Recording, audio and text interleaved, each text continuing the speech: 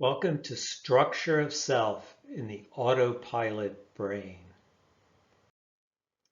Any hope of making behavior change last requires retraining the autopilot brain. The autopilot brain makes preconscious automatic judgments, predicting the future based primarily on past experience. Most of our behavior is executed by the autopilot brain. In other words, we're acting without thinking most of the time. The best way to retrain the autopilot brain for optimal well-being, so you don't have to stop and think, is establish a solid hierarchical structure of self. And that would look like this. The foundation is core value, and I'll explain these things in detail. And core self, emotional regulation, and then your beliefs, habits, defenses, and skills and knowledge. So that's the hierarchy.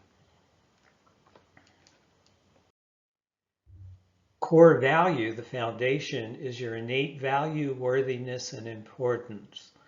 Your ability to form and protect emotional bonds. That's what we're born with, to create value. And as you grow older, then you're creating value and meaning. And that comes out of this drive to create value, which I call core value. And it also includes basic humanity. That's the ability to experience humane emotions, love, respect, fairness, compassion, appreciation, and kindness. The core self is comprised of self-concept. Those are emotionally charged beliefs about yourself. I'm a caring person or I'm a loser. Those are examples. Self-value is how you treat yourself. Do you take care of your health and well-being? Do you treat yourself as a valuable person? And identity is how you want to think about yourself and how you want others to think about you. So you can identify with personal qualities, personal values, or core value. Emotion regulation is the ability to calm yourself down when upset and cheer yourself up when you're feeling down. So you regulate your own emotions. And that allows a range of flexible behaviors in short and long-term best interest. If you're not regulating your emotions, you're going to be impulsive.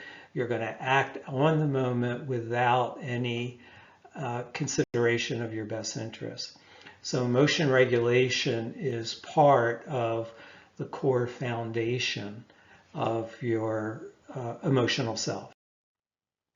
And then comes beliefs and values. And those can be personal, cultural, implicit, things you assume without thinking about it, and explicit. You're able to say what your beliefs and values are. Habituated defenses. They override beliefs and values and impair emotion regulation. And most of the time, they will violate core value.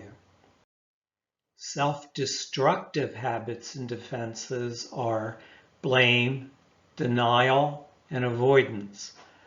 They're self-destructive because they make everything worse. The most beneficial habits and defenses are improve, appreciate, connect, or protect. And the top layer of the hierarchy are skills and knowledge. That's talents, education, and training. Now, trouble occurs when we invert the self-structure, when anything is more important than core value, emotion regulation. So if that's inverted, you're going to run into trouble. Now, how to make the autopilot brain serve the optimal structure of self. Stay true to your basic humanity.